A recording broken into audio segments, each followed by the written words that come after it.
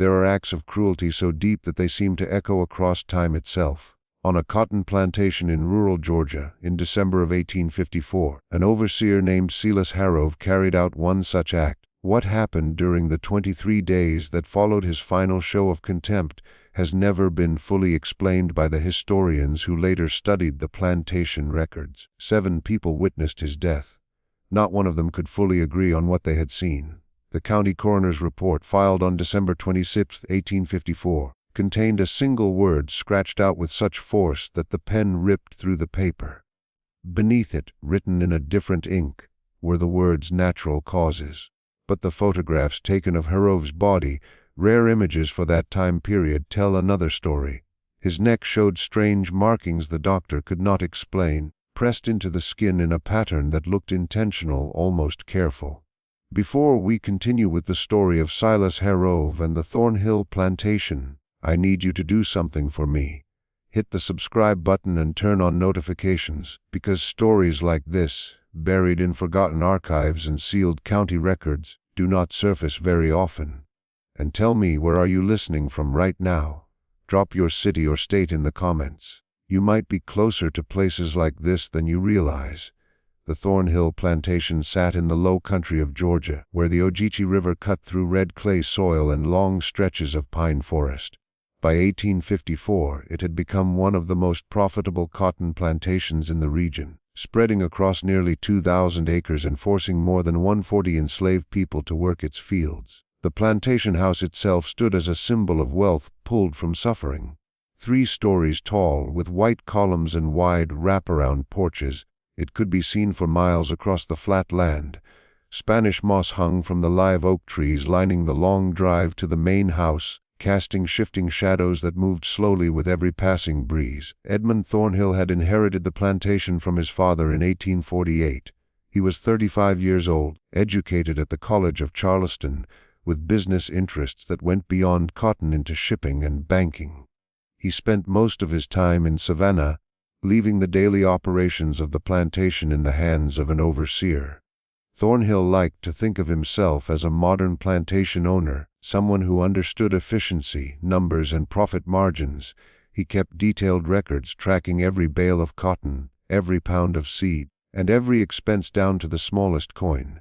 But he had no interest in the human cost behind his wealth.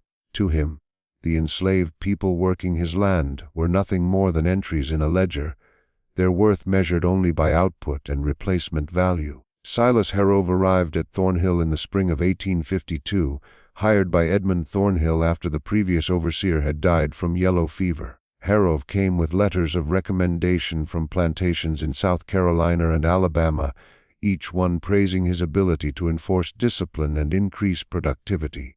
He was a compact man, no taller than 5 feet 7 inches, with a face hardened by years in the sun and a voice that snapped across the fields like a whip. His eyes were pale gray, cold and watchful, always judging, always calculating. He dressed in plain clothes suited to his role, rough cotton shirts, wool trousers, heavy boots, yet he carried himself with an authority that demanded obedience without question. The enslaved community quickly learned that Harrove's cruelty was not loud or unpredictable. It was quiet, planned, and precise, meant to break people down as efficiently as possible. He believed fear was the strongest tool for control, and he used it carefully. A man who worked too slowly might see his food rations reduced. A woman who spoke back could be assigned the most exhausting and humiliating tasks. Children who cried too much were taken from their mothers. Harrove understood that severe physical punishment could leave marks that lowered a person's value, so he favored psychological torment instead, the kind that left no visible scars but crushed the spirit from the inside. Among those forced to work in the cotton fields was a woman named Ruth. She was 38 years old in the autumn of 1854, though she looked much older. Years of hard labor had bent her back and twisted her hands, yet her eyes remained sharp and aware. Ruth had been born on the plantation, as had her mother before her. She had lived her entire life within the boundaries of Thornhill land, never traveling more than 10 miles from where she was born. She worked as a field hand, rising before sunrise to pick cotton until her fingers bled, her back burned with pain, and her body was pushed far beyond its limits. But Ruth was more than a field hand. She also served as an unofficial healer for the enslaved community, using knowledge passed down through generations. She knew herbs for fevers, poultices for wounds, and teas that could ease pain or help a woman through childbirth. Her mother had been a healer, and her grandmother before that, carrying knowledge that had crossed the ocean from Africa and adapted to new plants and harsh new conditions. Ruth knew which tree bark could lower a fever, which roots could stop bleeding, which leaves could ease labor pains. She knew how to set broken bones, treat burns, and recognize infection before it turned deadly. This knowledge made her precious to the community, a source of comfort and hope in a world designed to take both away. When a child fell sick, it was Ruth they sent for. When a woman went into labor, Ruth stayed by her side.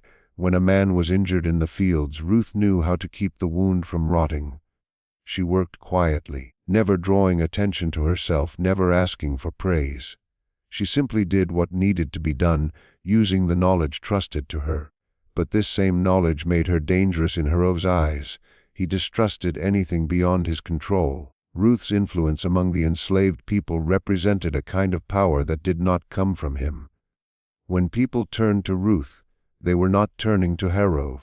When Ruth eased suffering, it reminded them that kindness still existed, that humanity had not been completely erased. Herov could not allow that. He needed total dependence to be seen as the only source of mercy or punishment. Ruth's existence threatened that control. The tension between Ruth and Herov had been building for months, growing through small acts of cruelty and quiet defiance. In August, he ordered her whipped for insolence after she asked permission to care for a sick child instead of working in the fields. The child was burning with fever, confused and crying for her mother, but Herov refused. "The cotton doesn't pick itself," he said. Ruth went to the child anyway, spending the night lowering the fever and keeping the child alive. The next morning, Herov had her tied to the whipping post and gave her 10 lashes. Ruth endured it without a sound. She did not beg or cry out. She denied Herov the pleasure of seeing her broken. When it was over, she walked back to her cabin with her head held high, blood soaking through the back of her dress. In September, Herov destroyed Ruth's small garden, a patch of medicinal plants she had carefully grown behind her cabin. She had spent years building it, choosing and nurturing plants that could help her people. Feverfew for headaches, willow bark for pain, chamomile for sleep, yarrow to stop bleeding, comfrey for broken bones. Each plant was tended with care, a quiet act of resistance against the cruelty of plantation life. Herov found the garden during an inspection and immediately ordered it destroyed. He called it unauthorized activity, though everyone knew the truth. He could not stand the idea of Ruth having something of her own, something that brought healing without his approval. Ruth watched silently as 2 field hands, acting under Herov's orders, ripped the plants from the ground. Roots were torn out, leaves crushed into the dirt, years of careful work erased in minutes. The men had tears in their eyes. They knew what the garden meant and how many lives it had touched. But refusal meant punishment, perhaps death. So they did what they were told while Ruth stood still, her face calm, revealing nothing of the pain inside her. After that day, something inside Ruth changed. She grew quieter, more distant. She continued to work and still helped those who came to her, but a wall seemed to rise around her, a place Herov could not reach. The others noticed and felt uneasy. Ruth had always been strong, someone who endured and still believed in hope. Now that hope seemed to be slipping away, replaced by something colder and harder. One other person noticed this change closely, a young woman named Denina. She was 19 years old, born on a nearby plantation and sold to Thornhill 2 years earlier when her former owner died and his estate was sold off. Denina worked beside Ruth in the fields, and over time Ruth had begun teaching her the healing ways. Denina had a natural gift. She remembered plants easily, recognized herbs by smell and sight, and had gentle hands that eased pain. Ruth saw this and began passing on everything she knew. But after the garden was destroyed, the lessons stopped. When Denina asked questions, Ruth answered briefly and then fell silent. When Denina spoke of the future, of continuing the healing work, Ruth turned away, as if part of her had already withdrawn from the world around her. She had given up on the idea that there would ever be a future worth planning for. Denina was not the only one who noticed that something had shifted on the plantation that autumn. Joseph, the house slave who served Harov his meals and kept his cabin in order, had also seen troubling changes in the overseer. Harov had always been cruel, but before, his cruelty had been measured and deliberate. It served a purpose. Recently, however, there was a sharp edge to him, a tightly held fury that felt like it could burst free at any second. He exploded over the smallest mistakes, shouting at workers for offenses that existed only in his mind. He had grown suspicious and fearful, convinced the enslaved people were plotting against him, that they were slowing their work on purpose or damaging tools in secret. Joseph had spent most of his life working inside the house. At 52 years old, his hair had gone gray, his back bent, and his movements had taken on the careful, respectful posture of a man who survived by never drawing attention to himself. He had served the overseer before Harov and had witnessed many kinds of cruelty during his years at Thornhill. Still, he had never encountered anyone quite like Harov. There was something unsteady about him, something that hinted at violence beyond the ordinary harshness of plantation life. In late November, Joseph saw something that deeply unsettled him. While cleaning Harov's cabin, he noticed a journal lying open on the desk. Joseph could read, a dangerous and forbidden skill for someone enslaved, one he guarded closely. His eyes landed on the open page before he could stop himself. The entry was dated November 20th. It said, "The woman Ruth continues to challenge me simply by existing. She believes her silence is power, but I will destroy that belief. I will make an example of her that will be remembered long after I am gone. They will all learn there is no power here except mine." Joseph shut the journal at once and finished his work, his hands trembling. He knew he should warn Ruth, yet he did not know how. What could he possibly say, and what could she do? They were all trapped, all at the mercy of Harov's moods. Warning her might only make things worse. It might even bring Harov's attention onto Joseph himself. So Joseph stayed silent, carrying the knowledge like a heavy stone in his chest, waiting in dread for what he knew was coming. By early December, Ruth became sick. The illness struck quickly, a fierce fever that burned through her body and a cough that shook her until she could barely breathe. Some said it was pneumonia, common in the damp Georgia winter. Others whispered it was consumption, the slow wasting sickness that had taken so many lives. A few of the older women, those who remembered Africa or stories passed down from their mothers, spoke quietly of other causes. They said Ruth had worked herself past endurance, that the destruction of her garden had broken something deep inside her, that she had lost the will to keep fighting. Whatever the reason, Ruth weakened with each passing day. Her fever rose and fell, leaving her soaked with sweat one moment and shivering uncontrollably the next. Her cough worsened until blood stained the rags she pressed to her lips. Standing became difficult and working was nearly impossible. Still, Harov refused to excuse her from the fields. "She's pretending," he told the others. "She thinks she can escape work by acting sick. I know better." Denina did everything she could to help Ruth. She brought her water, tried to persuade her to eat, and stayed beside her during long nights when the fever burned hottest. But without the herbs from Ruth's destroyed garden, there was very little she could do. Denina searched for wild plants around the plantation, trying to remember Ruth's teachings, but winter had settled in, and most of the plants were dormant.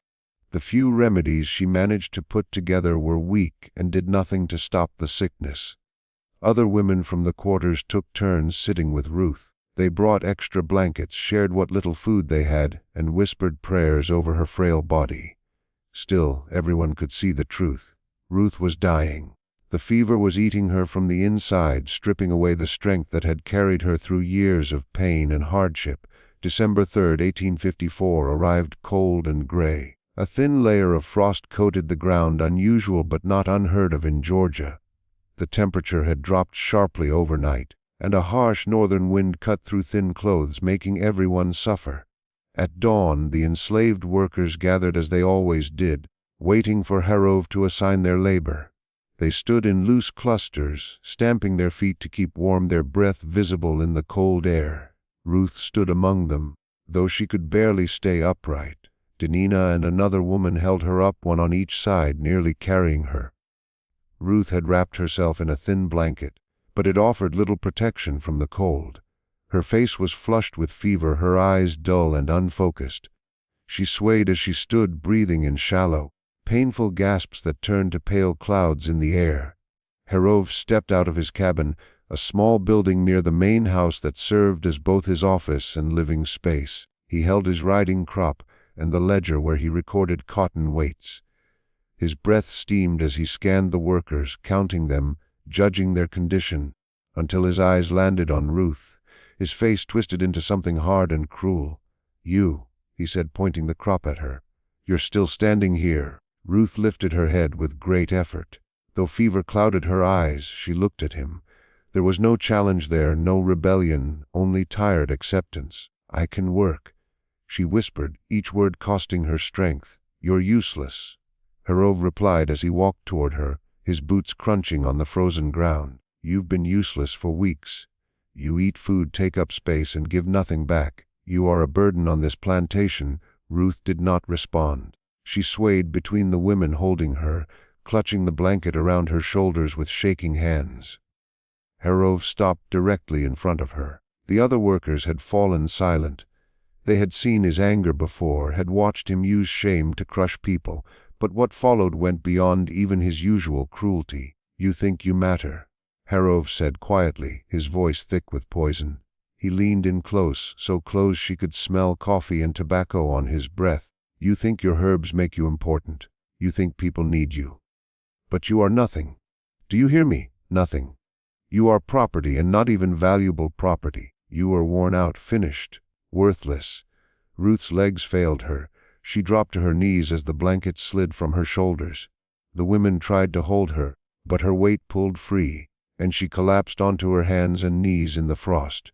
A violent coughing fit tore through her body, shaking her violently. Blood darkened her lips against her flushed skin. Herov looked down at her, and for a brief moment something passed over his face. It was not pity. It was satisfaction. He had finally done what he wanted. He had broken her. After months of quiet resistance, he had reduced Ruth to this, kneeling in the dirt, coughing blood, unable to stand. Then, fully aware of his actions, Herov spat. The saliva landed on the back of Ruth's neck and slid beneath the collar of her dress. The act was so filled with contempt, so deeply degrading, that several workers gasped aloud. Even in a world soaked in cruelty, this felt like something worse, something beyond what was usually done. Silence followed. The birds seemed to stop singing. The wind fell away, leaving the air cold and still. Ruth stayed on her hands and knees, breathing in rough gasps, blood dripping onto the frost. Slowly, with great effort, she raised her head and looked at Herov. Despite the fever, her eyes were clear. She said nothing. She did not need to. Her gaze held something that made several people step back without thinking. It was not rage or hatred. It was older and deeper. A look that seemed to see straight through him, into everything he was and everything he would one day face. It said without words, "I see you, I know you, and there will be a reckoning." A chill ran down Herov's spine. For a moment fear touched him. Then he pushed it away, angry at himself for being shaken by a dying enslaved woman. "Get her out of my sight," he snapped. "Put her in her cabin. If she can't work tomorrow, she doesn't eat." Denina and an older woman named Sarah helped Ruth to her feet and half carried her back to the quarters, a row of rough wooden cabins behind the main house. The cabins were made of uneven logs with gaps that let in wind and rain. Several families lived in each one, the thin walls offering almost no privacy. Ruth had a small corner space in a cabin she shared with 5 other women, just enough room for a narrow cot and a small trunk holding her few belongings. They laid her down, covered her with every blanket they could spare, and tried to ease her suffering. But it was clear that comfort was no longer possible. Ruth's fever continued to burn, relentless and unforgiving. Punctuation had spiked. Her skin felt like fire under the fingers, so hot that holding her hand for more than a moment caused pain. Even with heavy blankets piled on her, she began to shake with deep chills, her teeth clicking together, her body jerking with harsh tremors. The coughing had grown worse, each violent spasm bringing more blood to her lips. News of what had happened spread fast through the quarters.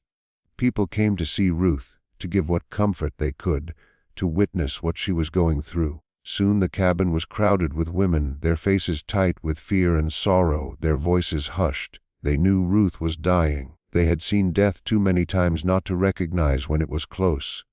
Still, this death felt different, heavier somehow. Ruth had been a strong center of their community, someone who had helped countless people, who had brought children into the world and eased pain wherever she could.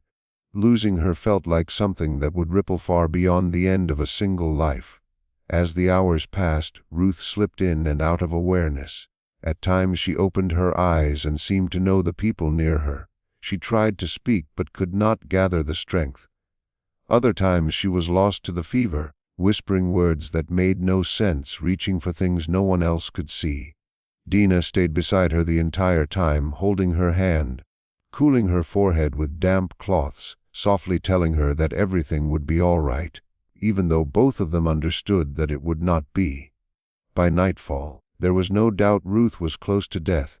The fever fully controlled her, and her breathing had turned rough and uneven. She took several fast, shallow breaths, then stopped entirely for long, frightening moments before pulling air back into her lungs with a gasp. Her skin had turned ashen, and her lips were dark blue. The women gathered close around her bed, holding her hands, touching her face, saying their goodbyes in the only way they knew. Near midnight, something shifted. Ruth, who had been unconscious for hours, suddenly opened her eyes. The woman sitting closest, Dina, later said Ruth's eyes were clear, completely clear, as if the fever had loosened its grip for just a moment. Ruth slowly looked around the cabin, seeming to truly see each person there, in a way that made them feel recognized and known. Then her eyes settled on Dina. Ruth reached out and grabbed Dina's hand with a strength that surprised her. Her lips moved and Dina leaned in close. Ruth's voice was barely there, each word pushed out with effort, but her meaning was unmistakable.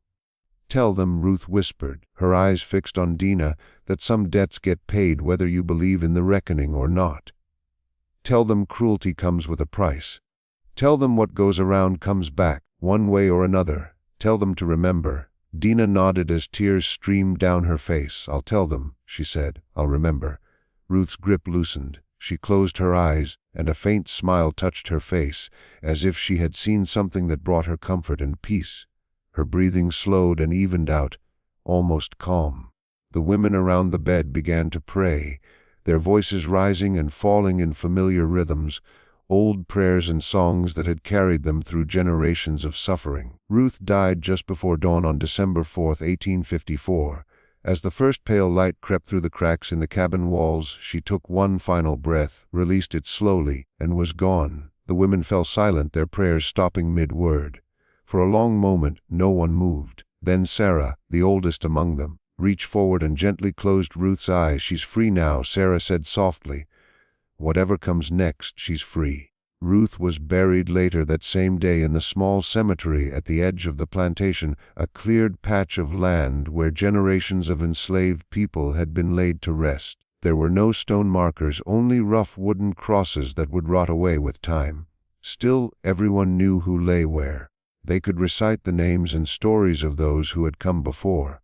That place belonged fully to the enslaved community, one of the few spaces where they could gather without white oversight, where they could grieve, remember, and hold on to their humanity. The burial itself was simple. There was no coffin, only Ruth's body wrapped in a clean sheet, the best they could manage. 6 men carried her slowly to the grave, their faces set and solemn. More than 100 people followed behind them through the cold December morning. They sang as they walked old songs about freedom, rest, and a better world beyond this one. The songs carried hidden meanings, messages white people did not understand, but that spoke deeply to those who did. There was no marker placed, no long ceremony, only quiet prayers and the songs drifting up into the gray sky. The men lowered Ruth into the red Georgia clay, and one by one, people stepped forward to toss handfuls of dirt onto the sheet-covered form. Dina was the last to come forward.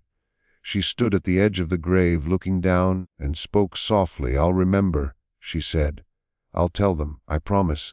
Edmund Thornhill, the plantation owner, did not attend the burial. He rarely involved himself in such matters, leaving the handling of the enslaved people to Harrove.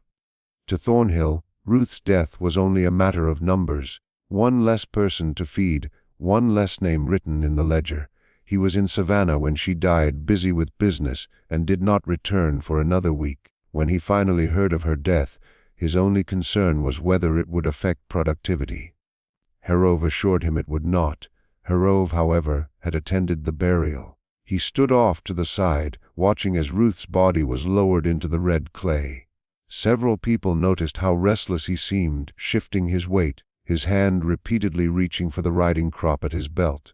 His face was flushed, and he kept scratching the back of his neck, again and again, without seeming to notice. When the burial ended and the workers began to drift away, Harrove raised his voice. "Back to work," he called out. "Morning time is done. The cotton won't pick itself." There was a brief pause, a shared moment of disbelief. They had just buried one of their own, barely finished covering her grave, and already they were being driven back to the fields. But they had no choice. Slowly, unwillingly, they turned and walked away, leaving Ruth's fresh grave behind. Joseph, standing near the back, noticed something strange as Harrove turned to leave. The overseer stumbled slightly, as if dizzy, and pressed a hand to his forehead. Then he straightened himself and walked toward his cabin with stiff determination. But Joseph had seen the weakness, had seen Harrove scratch at the back of his neck again, harder this time, almost desperate. That night Harrove complained of a headache. Joseph, who brought his supper as usual, found him sitting at his desk, staring blankly at the wall. The food Joseph had prepared, fried chicken, cornbread, and greens, sat untouched. Harrove barely acknowledged him, only waved him away sharply. "Are you feeling all right, sir?" Joseph asked carefully. "I'm fine," Harrove snapped. "Just tired, go on." As Joseph cleaned, he noticed things that unsettled him. The back of Harrove's neck was raw, marked with angry red welts. Deep scratch marks scored the surface of the desk, as if nails had been dug into the wood, and there was a smell in the cabin, faint but sharp, sour and unpleasant, like sweat mixed with fear. Joseph left quickly, troubled by what he had seen. Back in the quarters, he found Dina sitting outside her cabin, staring into the dark. He sat beside her for a long time, neither spoke. He scratched his own neck as he finally said, right where he spat on Ruth. Dina turned toward him, her face unreadable in the shadows. "I know," she said softly. "I saw him scratching at the burial." "You think it means something?" Joseph asked. Dina was silent for a long while. "Ruth told me something before she died," she said at last. "She said some debts get paid whether you believe in the reckoning or not. I didn't understand then, but maybe we're about to find out." December 5th began like any other day. Harrove came out at dawn and handed out work orders, but those near him noticed changes. He was sharper than usual, snapping over small mistakes. His face stayed flushed, and his hand kept drifting to the back of his neck, scratching without pause. The red welt had spread beneath his collar. By midday he retreated to his cabin, saying he needed to update records, though no records were touched. Joseph checked on him that afternoon and found Harrove sitting at his desk, staring at a blank ledger page. The lamp was lit, though daylight still filled the room. He had written nothing. He just stared, scratching his neck, eyes fixed on the empty page. That evening, Harrove sent for Joseph again. When Joseph entered, Harrove sat in the same position, the lamp burning low, shadows filling the cabin. He did not look up. "Did you hear anything last night?" Harrove asked suddenly. Joseph shook his head, confused. "No, sir." "Hear what?" "Singing," Harrove said. "I heard singing coming from the quarters. A woman's voice was singing, the kind of songs women used to sing, the ones people around here knew well." Joseph felt a cold shiver move through his body. He knew this could not be real. After Ruth died, the quarters had gone quiet. No one sang anymore. No one even spoke louder than a low murmur. The sorrow was still too close, too painful. Still, Joseph knew better than to argue with Hargrove. "I didn't hear anything, sir," Joseph said slowly and carefully. Hargrove finally lifted his head. His eyes were red and swollen, and the scratches on his neck looked worse than before, some of them cracked open and bleeding. "You're lying," he said in a flat voice. "I heard it, a woman singing. It sounded like it was right outside my window. I looked, but there was no one there." "Maybe it was the wind, sir," Joseph said. "It was blowing hard last night. It was not the wind." Hargrove snapped, his voice getting louder. "I know what I heard. Someone was singing. Someone was out there watching me." Joseph didn't know how to answer. Hargrove clearly was not well. The red eyes, the scratches, the fear in his voice. But Joseph also knew that pointing it out would only make things worse. "Would you like me to bring you some food, sir?" Joseph asked, trying to steer the talk elsewhere. "Get out," Hargrove said suddenly. "Get out before I have you whipped for insolence." Joseph left at once, his heart racing. He had served Hargrove for 2 years and had learned how to read his moods, when to speak and when to stay quiet. But this felt different. This was a man coming apart, losing his grip on what was real, and Joseph had no idea what that would mean for everyone else. Over the next 3 days, Hargrove's condition got worse very quickly. He stopped leaving his cabin and sent instructions through Joseph instead. The scratches on his neck spread into angry red marks that looked like claw lines, running under his collar and up toward his hair. He complained all the time about headaches and about hearing things, singing, whispers, footsteps outside his cabin at night. On December 6th, Hargrove told Joseph to go get Dr. Pritchard, then changed his mind before Joseph could leave. "No," Hargrove said. "No doctor. They'll think I'm mad. It's just a fever. It will pass." But it did not pass. On December 7th, Hargrove refused to eat. He said the food tasted wrong and claimed someone was trying to poison him. He accused Joseph of tampering with his meals and putting something in his water. Joseph denied it, but Hargrove would not listen. After that, Hargrove would only eat food he watched Joseph prepare from beginning to end, and even then, he barely touched it. The scratches on his neck became infected. The skin around them turned red and swollen, leaking clear fluid that stained his shirt. Hargrove began wearing a scarf around his neck to hide the marks. But the scarf made things worse by trapping heat and moisture against the infected skin. On December 8th, Edmund Thornhill finally noticed something was wrong. He had been away in Savannah on business and returned to find his overseer almost useless. The plantation was still running, but only just. The enslaved workers were doing their tasks, but without Hargrove's constant presence, work had slowed. Thornhill was irritated. He paid Hargrove well to run things, not to hide in his cabin. When Thornhill went to Hargrove's cabin, he was shocked by what he saw.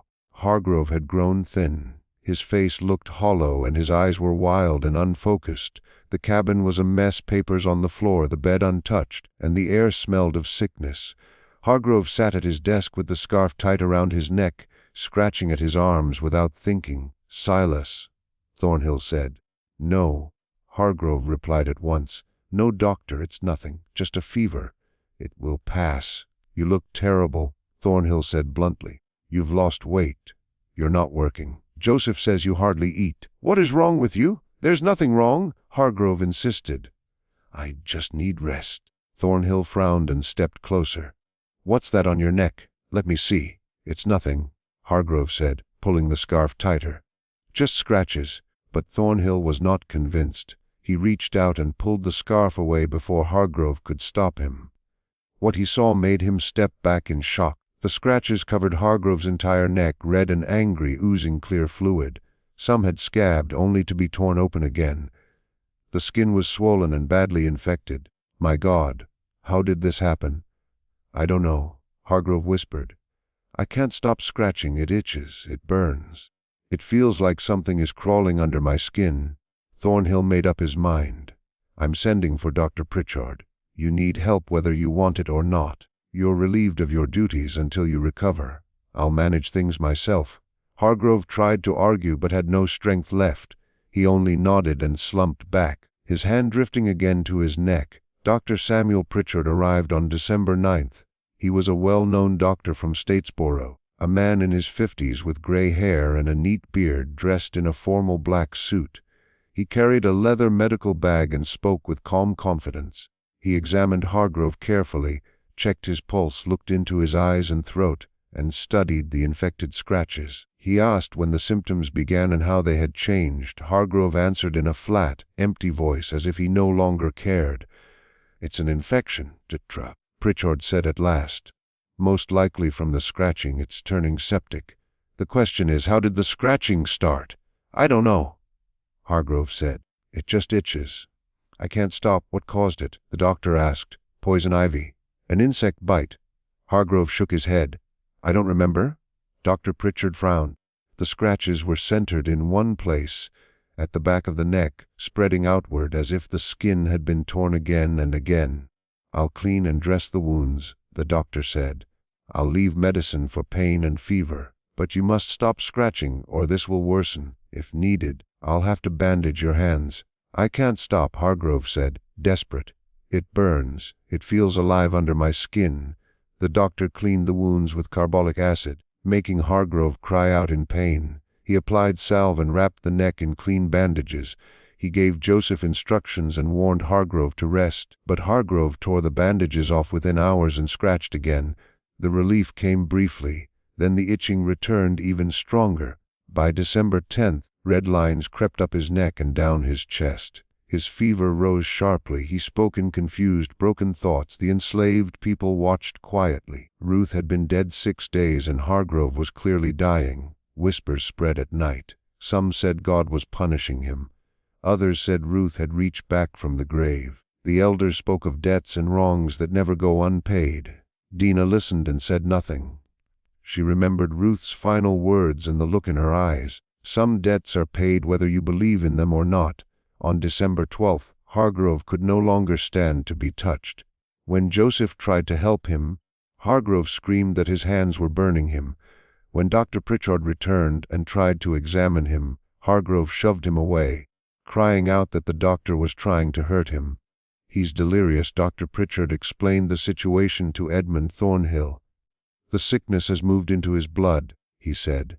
"It is affecting his thoughts and his behavior. He needs constant attention, and if needed, he must be held back to stop him from scratching himself."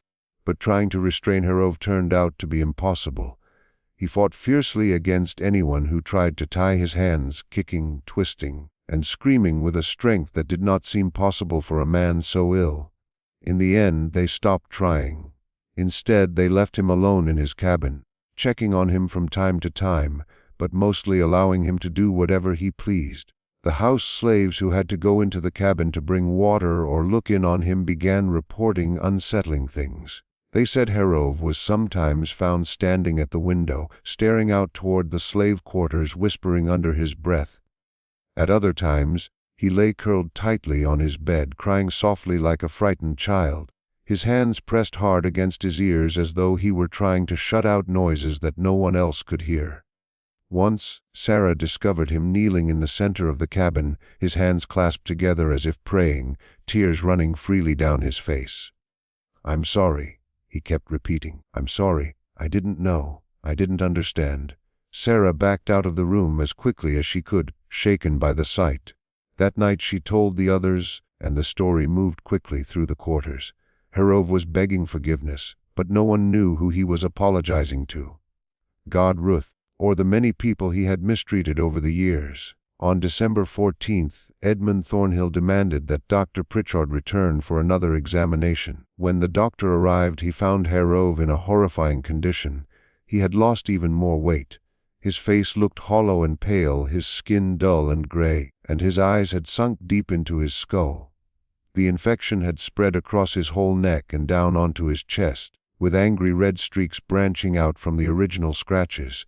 The stench in the room was unbearable, a mix of sweat, sickness, and something else entirely, something that reminded Dr. Pritchard of decaying flesh. "How long does he have?"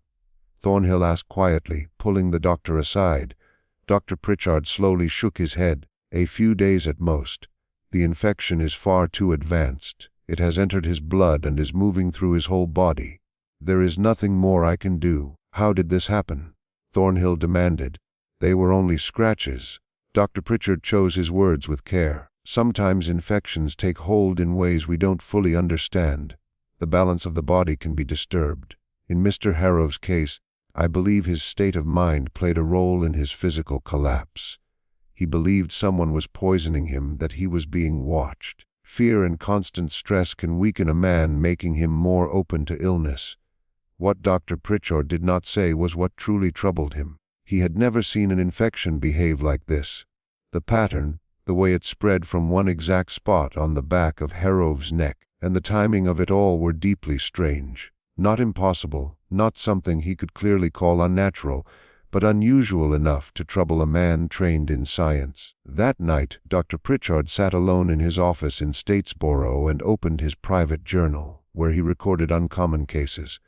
He carefully described Harov's symptoms, tracked the spread of the infection, and wrote down his observations about the man's mental condition. Then he stopped, his pen hovering above the page, unsure whether to continue. After a long pause, he wrote, "There is something about this case that troubles me beyond the medical facts. The infection began in a very specific place, at the back of the neck, just below the hairline. Mr. Harov scratched this spot constantly before any clear signs of infection appeared. When I asked him why, he could not explain. He only said it itched, that it felt like something was crawling beneath his skin. The enslaved workers on the plantation have been whispering among themselves. They believe there is a connection between Mr. Harov's illness and the recent death of an enslaved woman named Ruth. I do not believe in superstition, yet I cannot ignore the timing. Ruth died on December 4th. Mr. Harov's symptoms began that very same day. The infection is centered on the exact place where witnesses claim Mr. Harov spat on Ruth as she lay dying. I do not know what to conclude. Perhaps it is coincidence. Perhaps the stress of the event caused a mental reaction that showed itself in physical illness. Or perhaps there are forces at work that medical science has not yet learned to explain. Dr. Pritchard read the entry again, then closed the journal. He never intended for anyone else to see it. Many years later, after his death, his son found the journal and read that page. His son, also a doctor, dismissed the entry as the foolish thoughts of an aging man. He tore the page out and burned it, unwilling to have such unscientific ideas linked to his father's name. December 15th brought no improvement in Harov's condition. If anything, he was worse. His fever climbed to dangerous levels, leaving him barely aware of his surroundings. His skin had taken on a dull gray color, and his breathing became heavy, uneven, and strained. The infection spread to his face, swelling and darkening the skin along his jaw and cheeks. Joseph, who continued to bring water and check on him several times a day, found Harov lying flat on his bed. His lips moved, but no sound came out. Joseph leaned closer, trying to hear him. "Watching me," Harov whispered. "Always watching. In the corner by the window at the foot of the bed, always watching." "There's no one here, sir," Joseph said softly. "You're alone?" "No," Harov replied, his eyes still locked on the ceiling. "She's here. She's always here now, watching, waiting." "Who, sir?" Joseph asked, even though he already knew. "Ruth," Harov whispered. "She won't go away. I tell her to leave, but she won't. She just stands there watching me. Sometimes she smiles, sometimes she only stares, but she's always there." A cold shiver ran through Joseph. He looked around the cabin and saw only shadows and weak light coming through the window, yet he could not shake the feeling that something else was present, something unseen but real. Suddenly Harov spoke again, louder this time. "I'm sorry. Tell her I'm sorry. Tell her I didn't mean it. Tell her to leave me alone." "Sir, there's no one here," Joseph said again, but Harov did not respond. His eyes closed, and he slipped into a restless sleep, his body jerking and twitching as though he were struggling with something in his dreams. Joseph later shared this story with the other house slaves, and the news spread quickly. Their feelings were mixed. Many had wanted Harov to suffer for his cruelty, but watching him fall into madness and decay disturbed even those who hated him most. Some felt his pain was deserved. Others felt uneasy, as if they were witnessing something forbidden, something that blurred the line between the living and the dead. Denina reacted differently. When she heard that Harov claimed to see Ruth standing in his cabin, she felt a calm sense of relief. Ruth had promised that debts would be paid, and now it seemed that promise was coming true. Whether by God's will, by unseen forces, or simply through guilt and disease, Harov was facing judgment, and Ruth, in whatever form she now existed, was there to see it. By December 18th, Harov's visions had grown worse. Joseph reported that Harov was now holding long conversations with people no one else could see. Sometimes he argued angrily, shouting at empty air and waving his arms. Other times he fell silent, staring into a corner of the room with pure terror on his face. "She's here," Harov said once, his eyes fixed on nothing. "She's always here now, watching and judging." "Who, sir?" Joseph asked, though the answer was clear. "Ruth," Harov whispered. "She won't leave. I tell her to go, but she won't. She just looks at me with those eyes, those knowing eyes." Joseph told Edmund Thornhill what he had seen and heard. Thornhill grew more irritated by the day. His overseer was dying, Christmas was near, and he needed a replacement quickly. The plantation could not be left without control, and Thornhill had no intention of managing it himself. He began contacting people in Savannah and Charleston, hoping to find someone willing to take over Harov's position, but it was not easy. Stories of Harov's strange illness had spread, and some men were too fearful to step into a role marked by such an unsettling death. Others simply did not want the trouble of starting mid-season, so close to Christmas, with the cotton already picked and stored. On December 20th, Harov could no longer rise from his bed. The infection had consumed his body, and his fever burned relentlessly. His skin was gray and lifeless, and the smell of decay filled the cabin. The wounds on his neck had turned black in places, the flesh dying while he still breathed. When Dr. Pritchard returned and saw him, he immediately pulled Edmund Thornhill aside. "There is nothing more I can do," the doctor said in a low voice. "The infection is too far gone. It has spread through his blood and throughout his body. He has only a few days left. You should prepare yourself for the end." Thornhill was furious, not because Harov was dying, but because of the trouble and inconvenience his death was about to cause. Christmas was only 5 days away, a season that usually brought a brief pause even for enslaved people, who were customarily given a few days of rest. Thornhill needed to secure a new overseer as fast as possible. The plantation could not operate on its own, and he had no interest in spending his Christmas overseeing field hands and tracking cotton yields himself. "How did this happen?" Thornhill demanded angrily. "It was nothing but scratches." "How does a grown man die from scratches?" Dr. Pritchard slowly shook his head. "Sometimes infections settle into the body in ways we do not fully understand. The balance of the body's humors can be disturbed. In Mr. Silas Hargrove's case, I believe his state of mind played a part in his physical collapse. He became convinced that someone was poisoning him, that he was being watched, that he was suffering punishment for some unknown wrongdoing. Fear and constant stress like that can weaken a man's body, leaving him open to sickness. The mind and the body are tied together in ways medicine is only beginning to grasp." What Dr. Pritchard did not say, what he could not say without sounding as though he believed in superstition, was that there was something deeply troubling about this entire case. The timing, the place where the infection began, the way the symptoms spread, and Hargrove's rapid mental decline all suggested something more than a simple illness. Not necessarily something supernatural, but certainly something strange. In all his years as a physician, Dr. Pritchard had seen many deaths, yet he had never witnessed one quite like this. On December 22nd, a sudden cold snap arrived. Temperatures dropped below freezing, something rare for coastal Georgia. Ice formed on the water troughs, and the enslaved workers crowded into their cabins, trying to keep warm with thin blankets and worn clothing. The cold crept into everything, making the already harsh conditions of plantation life even more difficult to endure. Inside his cabin, Hargrove was dying. He had stopped speaking clearly, his words breaking apart into feverish murmurs. The infection had spread across his face, causing swelling and dark discoloration that left him nearly unrecognizable. His breathing was heavy and strained, each breath a fight, producing a wet rattling sound that could be heard even outside the cabin walls. Edmund Thornhill stopped visiting him. He could not bear the smell, and he could not stand watching his overseer reduced to such a state. He gave Joseph instructions to keep Hargrove as comfortable as possible and to notify him when the end finally came. After that he withdrew to the main house, attempting to focus on finding a replacement and reviewing the plantation's end-of-year accounts. On December 23rd, something unusual occurred. Hargrove, who had been unconscious for almost a full day, suddenly opened his eyes. Joseph was inside the cabin changing the water in the basin when he heard Hargrove speak. The voice was steady and clear, nothing like the broken, fevered muttering of the previous days.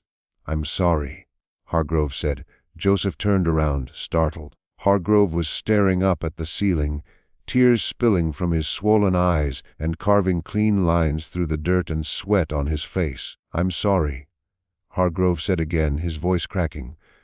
"I didn't understand. I didn't know. I thought I was doing what had to be done. I thought I was keeping order, but I was wrong. I was so very wrong, sir," Joseph said softly, unsure whether he should answer at all. But Hargrove was not speaking to Joseph. His eyes were fixed on something above him, something Joseph could not see. "Please," Hargrove whispered. "Please, I'm sorry. I understand now. I see what I've done. I see all of it. Every cruelty, every humiliation, every bit of suffering I caused, I see it all. And I am sorry. I am so sorry. Please, please make it stop. Make it stop." Then he began to scream. It was a sound Joseph would never forget. It was pure terror, the sound of a man facing something beyond his understanding, something that stripped away every defense and left him exposed and helpless. The screaming lasted nearly a full minute. Hargrove's voice rose and fell, sometimes forming words but mostly dissolving into raw, desperate noise. It was fear so deep it could not be contained. The screams drew people running. Sarah and 2 other house slaves rushed into the cabin, followed moments later by Edmund Thornhill himself. They found Hargrove thrashing violently on the bed, his eyes wide and fixed, his mouth stretched open in a silent scream. His voice had failed him, but his body continued to convulse as though he were still crying out. "Hold him down," Thornhill shouted. "He'll injure himself." When they tried to restrain him, Hargrove fought with shocking strength.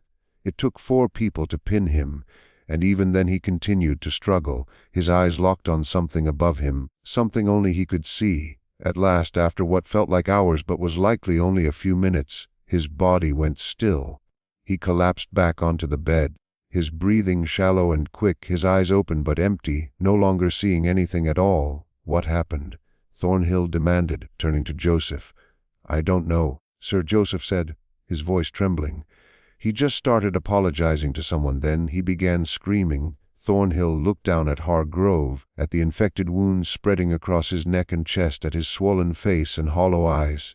"He's dying," Thornhill said flatly. "At last, Joseph, stay with him. Come get me when it's finished." But Hargrove did not die that night. He lingered through December 24th, Christmas Eve, suspended in a state that was neither fully awake nor fully unconscious. His eyes remained open, fixed on the ceiling, but he did not respond to anything around him. His breathing grew uneven, sometimes stopping for long moments before starting again with a harsh, gasping wheeze. The house slaves who entered the cabin to bring water or check on him later said that his eyes would sometimes follow them as they moved across the room. Still, he never spoke, and he never moved beyond the slight rise and fall of his chest. The plantation observed a quiet and uneasy Christmas Eve. Traditionally, enslaved people would have been allowed the evening to themselves, free to gather, sing, dance, and forget the cruelty of their daily lives for a short while. But with Hargrove dying and Thornhill in a bitter mood, the air was tense. People stayed close to their cabins, speaking softly, waiting for news. Dina spent Christmas Eve sitting outside her cabin, wrapped in a thin blanket, gazing up at the stars. She thought about Ruth, about the last words Ruth had spoken, and about the promise of a reckoning. She thought of Hargrove slowly dying in his cabin, eaten away by infection and guilt. She wondered if this was justice, if this was what Ruth had meant when she said that debts are paid whether you believe in the reckoning or not. Just before midnight on Christmas Eve, a sound echoed across the plantation. It came from Hargrove's cabin, a long rattling gasp followed by silence. Joseph, who had been dozing in a chair outside, jolted awake. He waited, listening closely, but heard nothing more. The silence stretched on heavy and complete. Slowly, Joseph stood and pushed open the cabin door. Hargrove was dead. His eyes were still open, staring at the ceiling, his mouth frozen in an expression that might have been a scream or a final plea. But it was his neck that made Joseph stumble back in shock. The infection, which had spread across Hargrove's body in angry red lines, had gathered in a single place, the exact spot where he had scratched himself endlessly for weeks, the same place where his spit had landed on Ruth's neck. The skin there had turned black and rotten, split wide open to reveal diseased flesh beneath. The wound was deep, reaching down to the bone, and it gave off a sickly sweet stench that made Joseph gag. It was the smell of death. Joseph ran to fetch Edmund Thornhill. The plantation owner arrived carrying a lamp, took one look at the body, and immediately sent for Dr. Pritchard. The doctor arrived shortly after dawn on Christmas morning, examined the corpse, and began filling out the death certificate. Cause of death? Thornhill asked in a sharp, businesslike tone. Dr. Pritchard hesitated. He studied the wound on Hargrove's neck, the way the infection had gathered so precisely. His medical training told him that infections could behave unpredictably, and that the human body was still not fully understood. Yet it also taught him that some questions were best left unanswered, especially in a place where superstition already thrived and whispers of curses and judgment were spreading. Septicemia, Dr. Pritchard said at last. Blood poisoning from an infected wound. He wrote it down, signed the certificate, and handed it to Thornhill. As he packed his medical bag, he paused. "Mr. Thornhill," he said, "may I ask about the woman who died earlier this month? Ruth, I believe, was her name. What was the cause of her death?" Thornhill shrugged, already thinking about arrangements he needed to make and the overseer he would have to hire. "Pneumonia, I suppose, or consumption. Does it matter?" "No, Dr. Pritchard replied slowly. "I suppose it does not, but it did matter, at least to Dr. Pritchard." That night in his private journal, he recorded the details of Silas Hargrove's death. He noted how the infection progressed, where it centered, and the timing of it all. He also recorded, though he could not explain why it felt important, that Hargrove died exactly 21 days after Ruth's death, and that the infection focused on the precise spot where Hargrove had scratched himself, the same place where witnesses said he had spat on Ruth as she lay dying. Dr. Pritchard never shared this journal entry with anyone. Years later, after his death, his son discovered the journal and read the passage. His son, also a doctor, dismissed it as the superstitious thoughts of an aging man. He tore the page out and burned it, unwilling to let such unscientific ideas be tied to his father's name. But before burning it, he read the final line his father had written: "There are more things in heaven and earth than are dreamt of in our philosophy."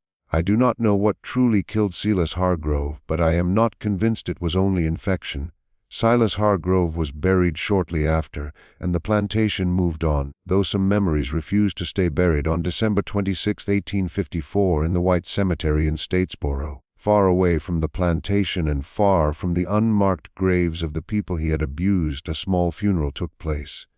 Only a handful of people were there. Edmund Thornhill attended, along with Dr. Pritchard, a few local businessmen who felt it was their duty to show up, and the minister who led the service. No one from the plantation came except Joseph, who had no choice and was ordered to drive Thornhill's carriage. The minister gave a short and very general speech. He spoke about a life ended too early, about the mystery of God's plans, and about the hope of resurrection. His words sounded empty. Everyone standing there knew exactly what kind of man Hargrove had been. Not a single person truly grieved for him. The burial was just a formality, a social responsibility, a way to put a body in the ground and move forward. Back at Thornhill plantation, life, after a brief pause, went on. Edmund Thornhill hired another overseer, a man named Crawford. His references were much like Hargrove's had been, but perhaps because he had heard about what happened to the man before him, he turned out to be slightly less cruel. He was still an overseer. He still upheld a violent and brutal system. He still used fear and force to keep control. But he was more careful. He did not destroy people's small gardens. He did not spit on them. And when someone became sick, he allowed them to rest, at least for a short time. The enslaved people returned to their work, to their daily routines, and to their quiet forms of resistance. Yet something was different. In the weeks and months after Hargrove's death, people began to notice small but strange things. The cabin where Harrove had died stayed empty. No one wanted to live there, and Thornhill did not push anyone to move in. At night, workers passing by sometimes said they heard noises coming from inside. But whenever someone checked, the cabin was always empty. They described scratching sounds like fingernails digging into wood, as if someone were trapped and trying to get out, or trying to reach something hidden beneath the surface. More important than the sounds was the story itself. What had happened did not stay on the plantation. It spread across Georgia within the enslaved community, told quietly from person to person. It became a story that carried both fear and hope. Each time it was told, some details changed. In some versions, Ruth was described as a powerful conjure woman. In others, Harrove's death was made more dramatic and clearly supernatural. But the heart of the story never changed. A woman had been deeply disrespected in her final moments, and the man who committed that act died in terrible pain exactly 3 weeks later, taken by an infection that began in the very spot where he had carried out his last cruelty. Edmund Thornhill never spoke openly about Harrove's death. Years later, historians found a single mention of it in his private letters. In a note dated January 15, 1855, written to a business partner, he said the overseer problem had been handled. He described the new man as acceptable, though perhaps too cautious. He wondered if Harrove's death had made the man superstitious and dismissed such thinking as foolish rural nonsense. Still, he admitted that work output was fine and that a cautious overseer was better than a dead one. Yet Thornhill's actions suggested that he himself was not fully untouched by fear. After Harrove died, Thornhill spent less time at the plantation and chose to stay more often in his Savannah townhouse. When he did visit the plantation, he avoided the slave quarters and never went near Harrove's old cabin. In 1858, he sold the plantation and moved to Charleston, saying he was chasing new business opportunities. Those who knew him said he seemed eager to leave Georgia behind, as if the land itself held memories he wanted to escape. Before the Civil War, the Thornhill plantation changed owners several times. During the war, it was briefly used as a Confederate supply site. In 1864, during Sherman's march to the sea, the plantation was burned. After the war ended, the land was broken up and sold in smaller pieces. The main house was never rebuilt. Today, the area is mostly farmland, with a few houses scattered around and a historical marker that mentions the plantation once existed. It says nothing about the people who lived and died there. It says nothing about Ruth Harrove or what happened in December of 1854. Still, the story lived on. In the 1930s, interviewers working for the Federal Writers Project collected memories from formerly enslaved people. Several elderly men and women, who had been children during slavery, spoke of the story of Ruth and Harrove. The details were not always the same. Some placed the events in Georgia, others in South Carolina or Alabama. Some said the overseer died on Christmas Day, others said New Year's. But the central truth remained unchanged. An overseer spat on a dying enslaved woman, and soon after he died from an infection that began where his spit had landed. One interview from 1937 stands out. It was with a woman named Clara Jenkins, who was 93 years old at the time and living in a small house outside Atlanta. She had been born near Thornhill Plantation and had heard the story from her mother, who had heard it from someone who was there. Clara spoke clearly and firmly. She said her mother told her about that overseer, saying he was a cruel man, the cruelest she had ever known. There was a woman named Ruth, Clara said, who knew about healing. She helped with fevers, childbirth, and broken bones. People relied on her, but the overseer hated her. He hated that people trusted her instead of him. So he made her suffer. He ruined her garden, had her whipped, and forced her to work even when she was ill. And when she was dying, barely able to stand, he spat on her as if she were nothing, as if she were not human at all. Clara paused during the interview, her eyes drifting as though she were watching the past unfold again. She said her mother told her that even as Ruth lay dying, she looked at the overseer. She looked at him with eyes that seemed to know everything, and she said something. No one heard what it was. Soon after, the overseer began scratching his neck where he had spat on her. He scratched until it bled, until it became infected, until it killed him. Clara said her mother told her it took exactly 21 days, 3 full weeks, and that this was how long it takes for a debt like that to be paid. When the interviewer asked Clara if she believed the story was true, Clara waited before answering. She said there are things in this world people do not understand. She said cruelty always has a price. Whether that price comes from God or from something else, she could not say, but she believed it always comes. She said she had seen cruel people suffer in ways that felt like more than bad luck. She did not know if it was divine justice, karma, or simply how life works, but she believed that what a person puts into the world eventually returns to them. When asked if Ruth caused the death through a curse or magic, Clara shook her head. She said she did not believe in curses, and neither did her mother. But she believed in consequences. She believed that when people are treated without humanity, something breaks. It could be guilt, stress, or enemies seeking revenge, or maybe something that has no name.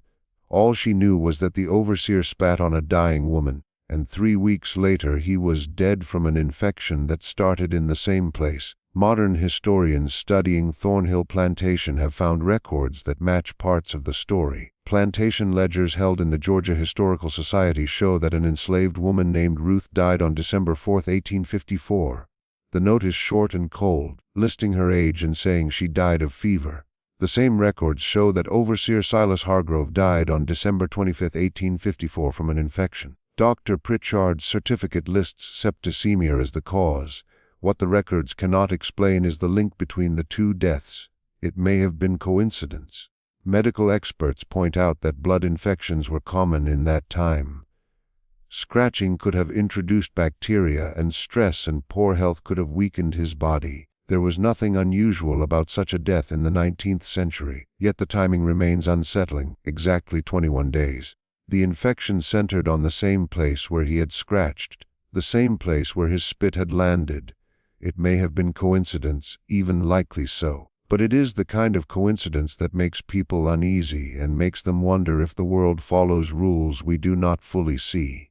One last detail is often forgotten. In the weeks before Ruth died, people saw her sitting outside her cabin in the evenings, working with plants and roots. When asked what she was making, she would only smile and say it was for what comes next, and then she would return quietly to her work. After her death, when the women went through her cabin, they discovered several small bundles of herbs and roots neatly wrapped and carefully labeled. Most of them were well known. Feverfew for headaches, willow bark for pain relief, chamomile for rest and sleep, yarrow for stopping bleeding. These were the remedies Ruth had relied on for many years, knowledge handed down through many generations. But there was one bundle that no one could identify. It held a mix of roots and dried plants that none of the other healers in the community recognized. These plants did not come from Ruth's ruined garden. They were strange and unfamiliar, likely gathered from the woods beyond the plantation land. The bundle had a single word written on it in Ruth's careful handwriting: justice. The women who found it felt afraid. Some wanted to burn it right away, fearful of what it might mean. Others said it should be buried with Ruth, believing it was meant to follow her into the grave. In the end, they chose neither option. Instead, they hid it, placing it inside a small wooden box and burying it close to Ruth's grave. They marked the place with a flat stone so they could find it again if they ever needed to. Whether this bundle had anything to do with Harrove's death can never truly be known. Ruth never used it and never had the chance to use it. It simply existed, prepared for something that never happened. At least not in any way that could be clearly proven. Ruth died before she could act on whatever she had made. Or maybe it did happen, just not in a way anyone expected. Perhaps the simple act of preparing it was enough, a quiet statement of purpose that somehow took shape in the world. Perhaps Ruth's understanding of plants and roots went beyond basic healing and entered areas that modern science still cannot fully explain. Or perhaps, as most historians would say, it was only a dying woman's effort to hold on to some sense of control, some belief that justice might come one day, even if she would not live to see it. The truth, like so many stories from that time, has been lost. What remains are written facts. Ruth died on December 4, 1854. Silas Hargrove died on December 25, 1854, exactly 21 days later, from an infection that started in the place where he had scratched constantly, the same place where witnesses said he had spit on Ruth while she lay dying. These details appear in plantation records, death certificates, and county files. Everything else, the meaning behind it, the link between these events, the question of justice or coincidence, is left for you to decide. Was it divine action? Was it a curse? Was it some form of folk magic Ruth had learned from her ancestors? Was it simply the result of guilt and stress showing itself as illness? Or was it nothing more than coincidence? Two separate deaths that happened close together, connected only by the story we build around them. The people who lived through it had their own beliefs. The enslaved community at Thornhill believed Ruth had reached back from death to claim what was owed. They believed Harrove's suffering was payment for his cruelty, that justice had been delivered even through mysterious ways. This belief helped them survive. It gave them hope that even in a world meant to strip them of dignity, there was still a force that saw their worth and punished those who showed cruelty. The white community saw it differently. Dr. Pritchard believed it was a medical case, rare but explainable by the science of that era. Edmund Thornhill believed it was bad luck, a sad coincidence that cost him a capable overseer. The minister who led Harrove's funeral said it was God's will. Though he avoided explaining why God would choose such a painful end, still there were some who wondered. They noticed the timing, the place of the infection, how the illness spread. They remembered stories told by their grandmothers about curses and spells, about folk magic that could cross the line between life and death. They looked at the facts and could not fully convince themselves it was all chance. In the end, maybe the truth matters less than what the story stands for. It is a story about power and helplessness, about cruelty and consequence, about the deep human need to believe justice exists when the law offers none. It is a story passed down through generations, changing slightly each time but keeping its heart. That some debts are paid, whether you believe in the reckoning or not. What do you think about this story? Do you believe everything has been revealed? Was this divine justice, a biological accident, or something else entirely? Share your thoughts below. If you enjoyed this story and want more like it, stories taken from forgotten archives and sealed records, stories that make you question what is possible, subscribe, turn on notifications, and share this with someone who loves mysteries. These stories deserve to be told and remembered. The people who lived them, who suffered and died in systems built to erase their humanity, deserve to have their voices preserved. See you in the next one.